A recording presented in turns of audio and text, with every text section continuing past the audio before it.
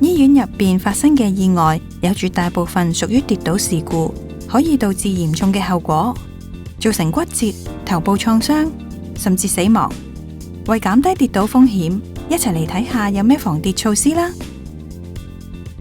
入院嘅時候，護士會為每位病人進行風險評估，同埋給予相應嘅防跌指引，包括上好或者鎖實床欄、使用吊人鐘、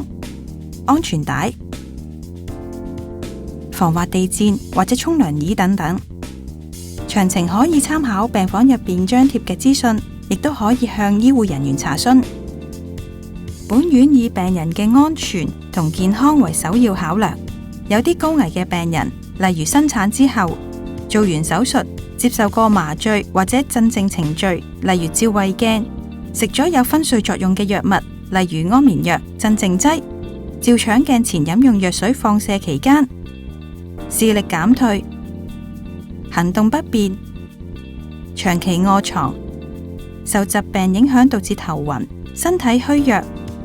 嚴重嘔吐、腹瀉，同埋吊緊鹽水嘅病人或者長者等等，建議屋企人或者照顧者留低陪伴病人住院。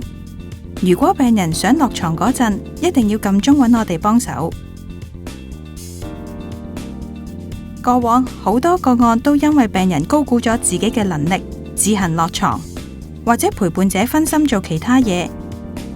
病人喺床邊或者廁所突然頭暈或者雙腳無力，失去平衡跌倒。萬一發生以上情況，病人應該挨住穩固嘅家私或者牆壁，慢慢坐低，然後瞓低，同埋呼叫求助，唔好勉強企起身走動。護士亦會因應病人嘅身體狀況同埋治療計劃，向病人持續進行風險評估，調整防跌措施。最後，請各位時刻保持警惕，遵守防跌指引。記得有咩事就即刻撳鐘揾我哋啦。